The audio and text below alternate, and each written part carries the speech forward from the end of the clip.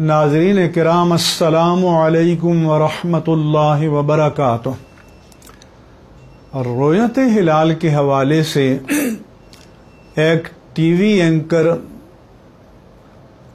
سلیم صافی صاحب ہر سال کہ میری عید خراب کر دی۔ میں تو اپنی والدہ کے ساتھ اسلام آباد میں ہوں، لیکن مجھے اپنے آبائی گھر میں عید مبارک دینی ہوتی ہے۔ ہمارا روزہ ہوتا ہے، ان کی عید ہوتی ہے، ہماری عید ہوتی ہے، ان کی عید گزر چکی ہوتی ہے۔ تو گویا مرکزی رؤیت ہلال کمیٹی پاکستان کی ذمہ داری یہ قرار پائی کہ وہ فیصلے کے اعلان سے پہلے جناب سلیم صافی سے پوچھیں کہ کب آپ نے عید مبارک کہنی ہے، تاکہ اس کے مطابق عید کا اعلان کیا جائے۔ تو حضور والا، آپ کی عید مبارک یہ بنیاد نہیں ہے مرکزی رؤیت ہلال کمیٹی کے فیصلے کی، ہم نے شریعت کے مطابق فیصلہ کرنا ہے، اور جب تک ہمارے پاس یہ منصب ہے انشاءاللہ تعالی پوری قوم کو یقین دلاتے ہیں کہ شریعت کے مطابق فیصلہ کریں گے، کسی شخص کی شخصی خواہشات کو مد نظر نہیں رکھیں گے۔ پھر میں پوری قوم کو یہ بتانا چاہتا ہوں کہ روزہ فرض عین ہے۔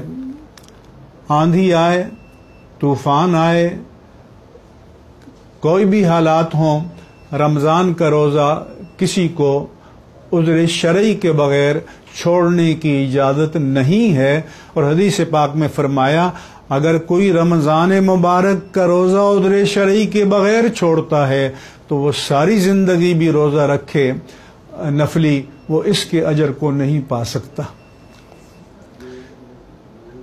عید مسلمانوں کی کیا ہے؟ عید اللہ کے پیارے مصطفیٰ نے کیا تعلیم فرمائی؟ اللہ کی بارگاہ میں نماز عید کے لیے سر بسجود ہونا، ایک اجتماعیت کا اور جمعیت کا مظاہرہ کرنا۔ عید کی نماز فقہ حنفی میں واجب ہے، فقہ مالکی اور شافعی میں سنت مؤکدہ ہے، فقہ حنبلی میں فرض کفایہ ہے۔ اگر کہیں کبھی کوئی آندھی طوفان آ جائے اور مسلمان یکم شوال کو عید کی نماز نہ پڑھ سکیں تو 2 شوال کو بھی پڑھ سکتے ہیں، لیکن روزہ مؤخر نہیں ہو سکتا۔ روزہ ہر صورت میں اگر 30 کا مہینہ ہے تو 30 تاریخ کو رکھنا ہوگا، اس کے سوا کوئی چارہ کار نہیں ہے۔ باقی عید کی مبارکباد دینا یا یہ باقی چیزیں یہ ہمارے سماجی رسمیں ہیں، یہ حدیث سے ثابت نہیں ہیں۔